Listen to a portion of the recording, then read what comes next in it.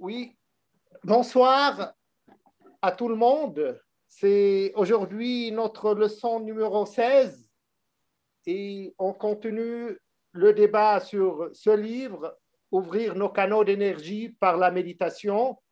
Ce sera la deuxième interview sur ce livre et comme d'habitude, on commence par une méditation guidée et je donne tout de suite la parole à monsieur le professeur Jacques Vigne pour nous guider dans une méditation.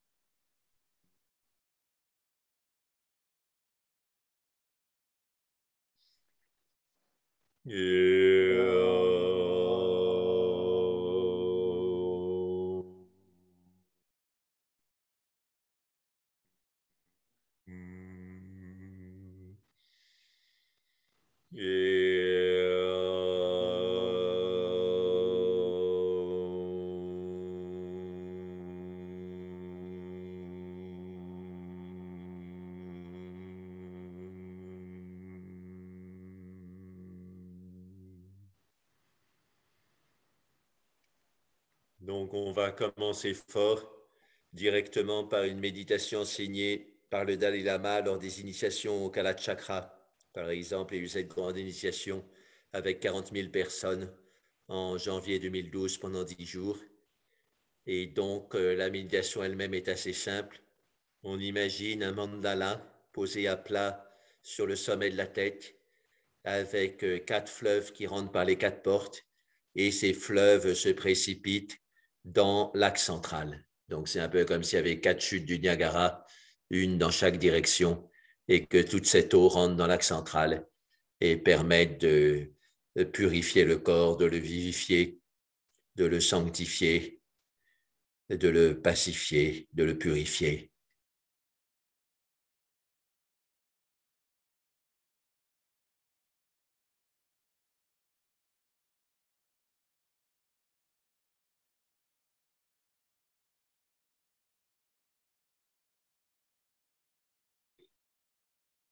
Saint Jean de la Croix disait que on entendait ce son dans le silence qui était l'écho des cataractes célestes.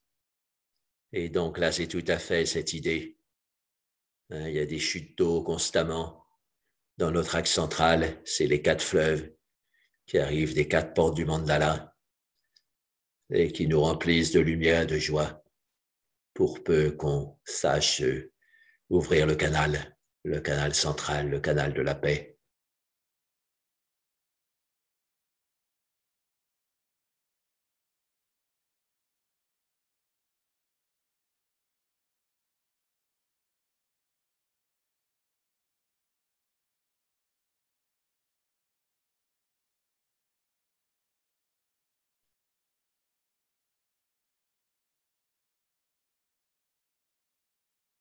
C'est une aide à l'absorption, de rythmer avec le souffle.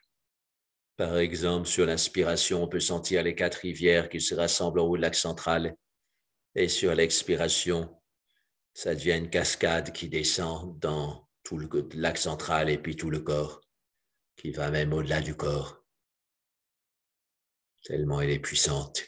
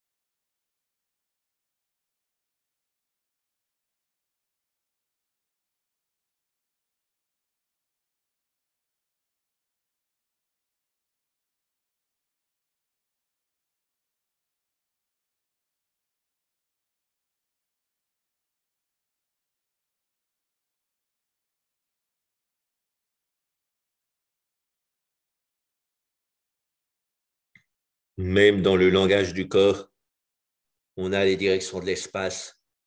L'avant, ça se dit purva, et ça veut dire l'est. L'arrière, ça se dit paschim, et ça veut dire l'ouest. La droite, ça se dit dakshin, et ça veut dire sud. Et la gauche, ça se dit uttar, et ça veut dire nord. Donc l'idée, c'est que quand on s'assoit en méditation, on est face au soleil levant. Et ce soleil levant, c'est le début de la perception directe du soi grâce à la méditation profonde.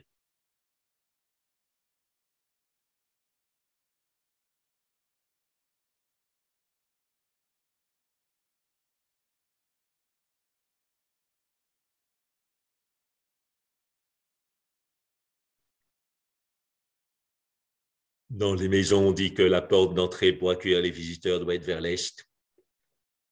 Et donc, quand on médite, on accueille des visiteurs de lumière. Et donc, ça peut être traditionnel de se tourner vers l'est pour méditer, pour qu'ils viennent en nous avec la lumière, qu'ils viennent en nous avec le soleil levant, avec le soi levant, si l'on peut dire.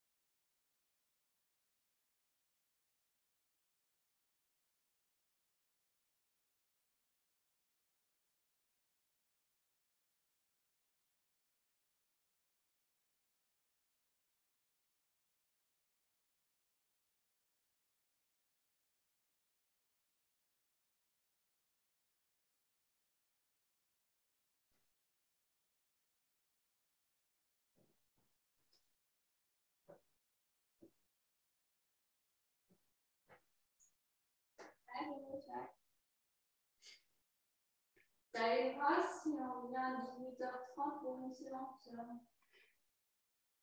C'est pas maintenant, hein, 18h.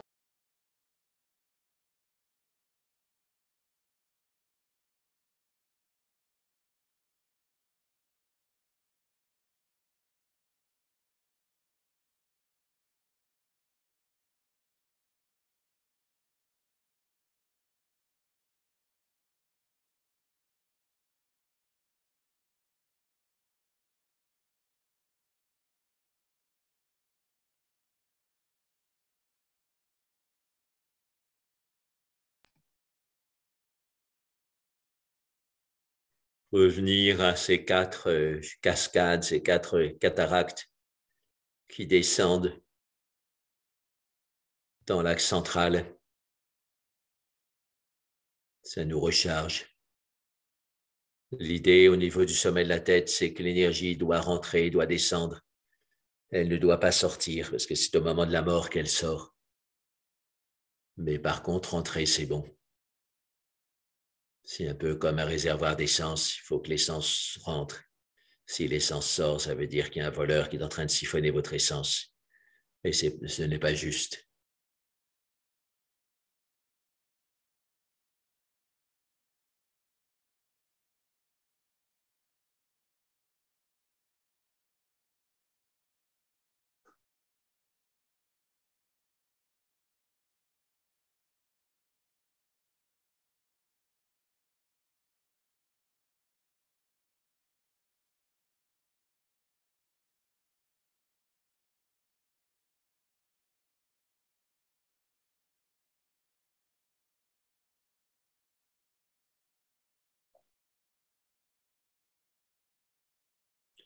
Maintenant, on va reprendre l'exercice de Om Ha-Hung avec l'axe bleu. C'est un exercice traditionnel qui est très clair. On peut le faire pendant longtemps avec profit. Donc, je pense que la plupart d'entre vous le connaissent déjà, mais on va le reprendre. Donc, on part de 3 à 4 cm de chaque côté du sommet de la tête, latéralement. Donc là, il y a 2 cascades qui descendent par les canaux latéraux à mi-chemin entre l'axe central et les flancs du tronc. Ça descend donc sur l'inspiration. Quand on arrive poumon plein, on sent l'abdomen qui est plein de l'énergie. Et puis sur l'expiration, on fait remonter l'énergie dans l'axe central. Et donc, pour s'aider à cette inversion de l'énergie et à cette pénétration dans l'axe central, on fait une mudra spéciale. C'est, alors écoutez bien, joindre les phalanges moyennes des index et des majeurs, donc avec les paumes vers le haut, les mains sont sur le giron, les paumes vers le haut, et il n'y a que ces 2 phalanges qui se touchent, tous les autres doigts sont décollés et ne se touchent pas. Ça donne donc une forme de crochet au majeur et à l'index, et on se sert de ce crochet, on fait un petit mouvement de faire rentrer le crochet dans l'axe central. Donc, c'est la pratique tibétaine dans tous ses détails. On va finir de donner les détails après, mais on fait déjà ça, le crochet, poumon plein qui permet d'expirer plus précisément dans l'axe central.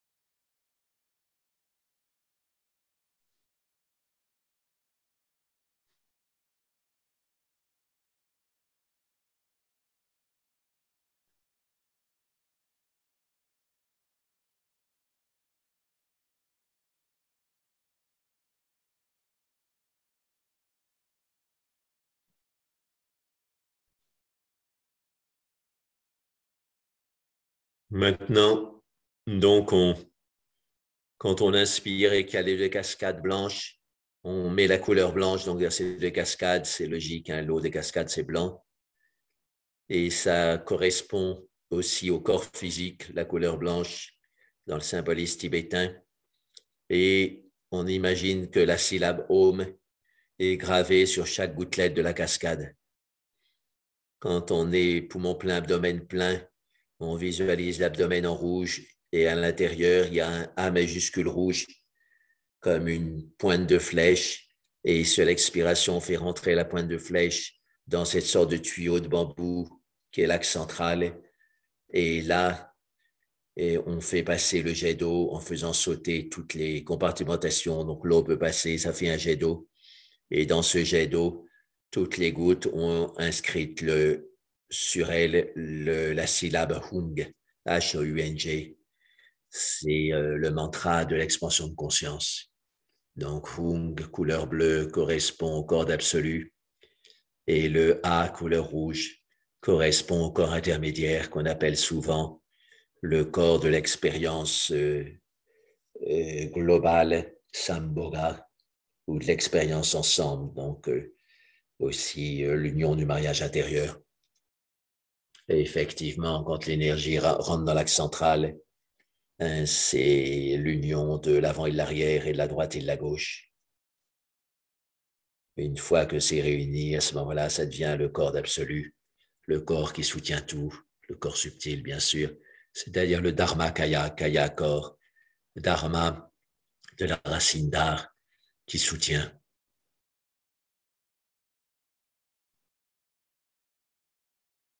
Donc, c'est une notion pratiquement équivalente à la conscience universelle. Et c'est assez proche du soi, même s'il y a des nuances quand on regarde de près. De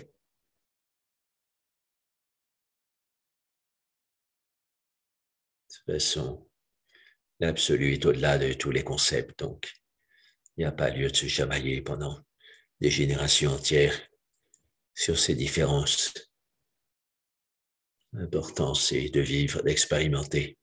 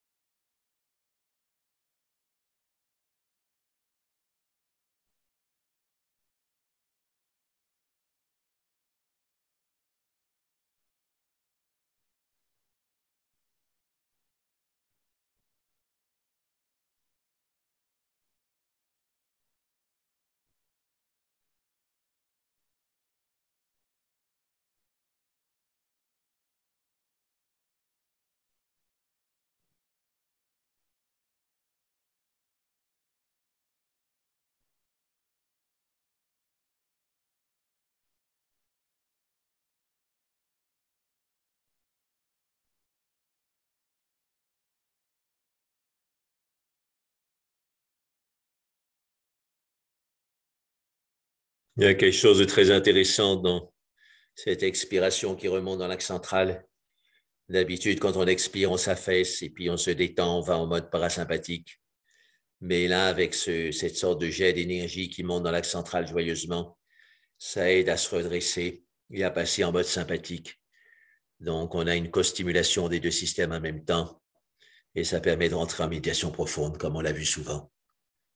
Donc, c'est intéressant de voir que les Tibétains avaient senti ça et avaient enseigné cette méditation bien précisément. Ils sentaient ce qu'ils faisaient, même s'ils ne parlaient pas de sympathique et de parasympathique, mais ils voyaient bien que ça donnait une détente attentive, cette pratique. Et du coup, ils l'ont systématisé comme une sorte de rituel intérieur. Et ce rituel intérieur fait descendre le pouvoir d'en haut, dans le temple de notre corps.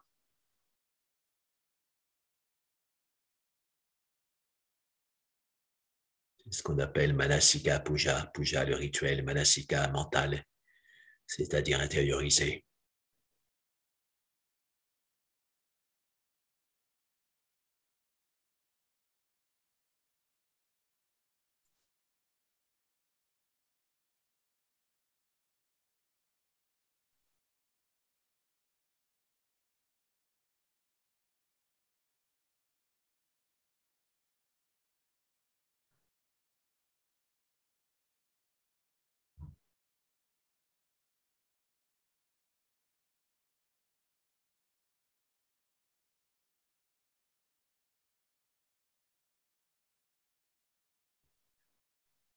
Une variante, vous imaginez, visualisez, ressentez que les deux phalanges verticales des médius, des majeurs et des index deviennent très grands et font comme des échafaudages le long de l'axe central. Pensez à ces fusées qui partent pour la Lune. Elles se détachent d'un grand échafaudage.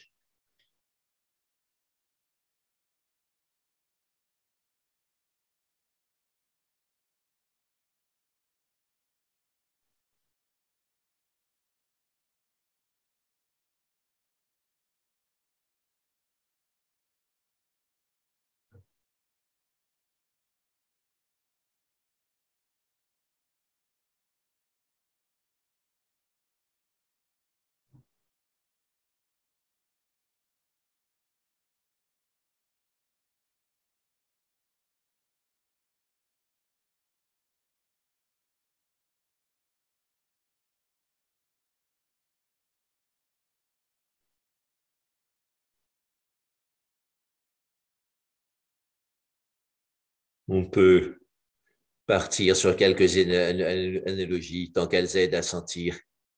C'est une aide, mais il faut bien faire attention que ça n'aille pas vers la dispersion. Par exemple, imaginez que ces quatre phalanges de lumière qui entourent l'axe central chauffent cet axe central et que l'eau est transformée en vapeur et que la vapeur met sous pression un moteur et que c'est ce moteur qui nous fait progresser dans notre sadhana.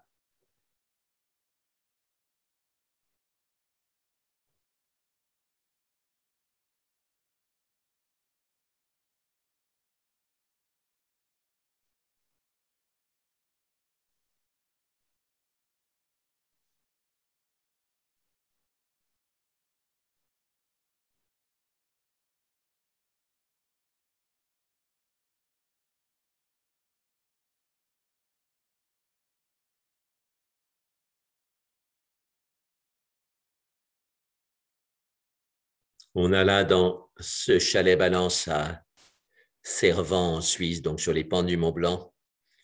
On est 38 participants et il y a une jeune qui suit mon enseignement depuis longtemps et je lui ai demandé ce qu'elle faisait comme méditation au quotidien et elle me disait qu'elle faisait le jet d'eau dans l'axe central.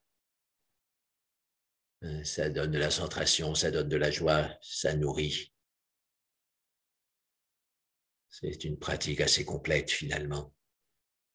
Et la Magendune, dans le dernier enseignement qu'on a pris en vidéo de lui, il parle de cette joie qui monte comme un jet d'eau à l'intérieur. Il fait même le geste avec les mains de quelque chose qui monte.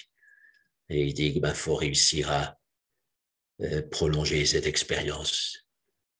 La Magendune, je crois qu'il a passé 20 ans en ermitage. Donc, il peut parler de la joie qui monte. Il peut parler de l'axe central d'expérience. C'est lui qui a fondé Dakpo en Dordogne et le monastère du Bost où ils font la retraite de 3 ans dans le Massif central.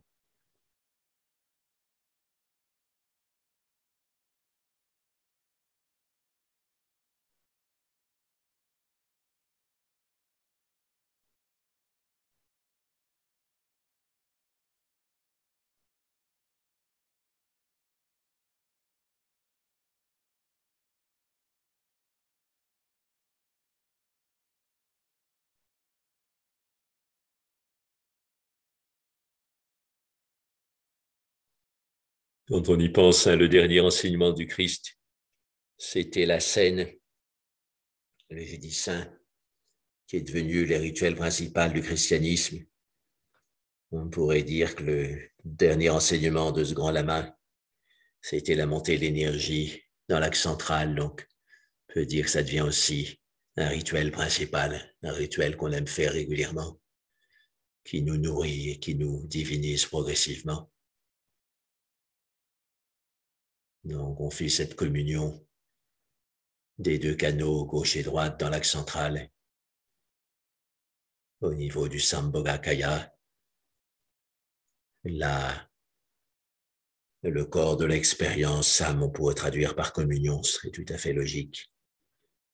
Donc, on sent cette communion à l'entrée de l'axe central et ensuite ça monte de façon bien unie.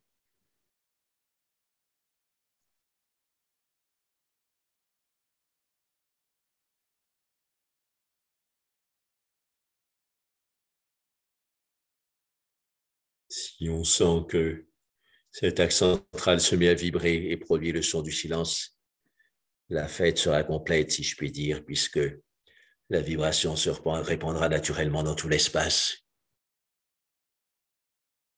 à partir de la vibration de l'axe central.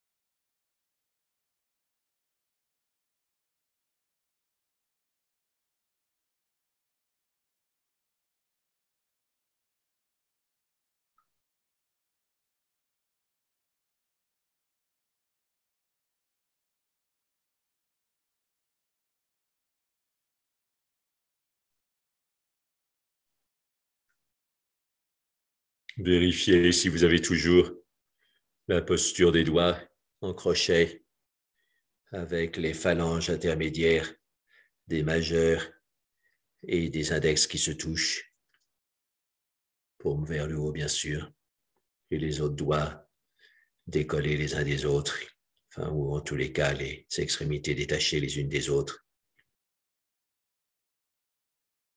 Et sentir cette douce pression qui s'applique non seulement aux phalanges intermédiaires, mais finalement à chaque côté de l'axe central. Et ça permet de réunir encore mieux, de coller encore mieux les deux moitiés du corps dans ce nerf central, dans cette veine royale, comme l'appellent les soufis parfois.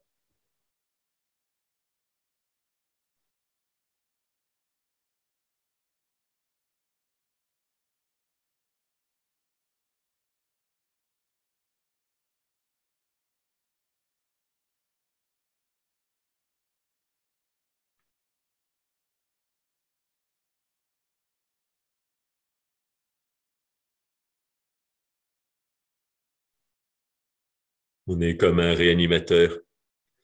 On réussit à remettre en branle le sang dans l'artère royale, on pourrait dire, l'artère centrale, l'artère subtile. Et comme ça, on peut ressusciter un mort.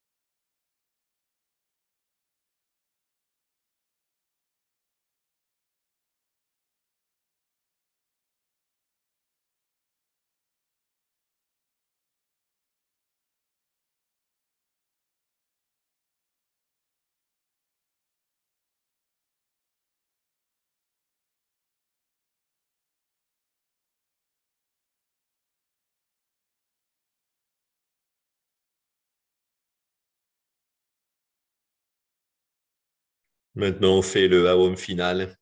On sent l'énergie qui monte dans l'axe central. On est particulièrement attentif au côté dissolvant du M fermé qui fait vibrer le front. On dissout toutes sortes de crispations, de blocages, de barrages, d'égocentrisme, d'émotions perturbatrices grâce au M fermé.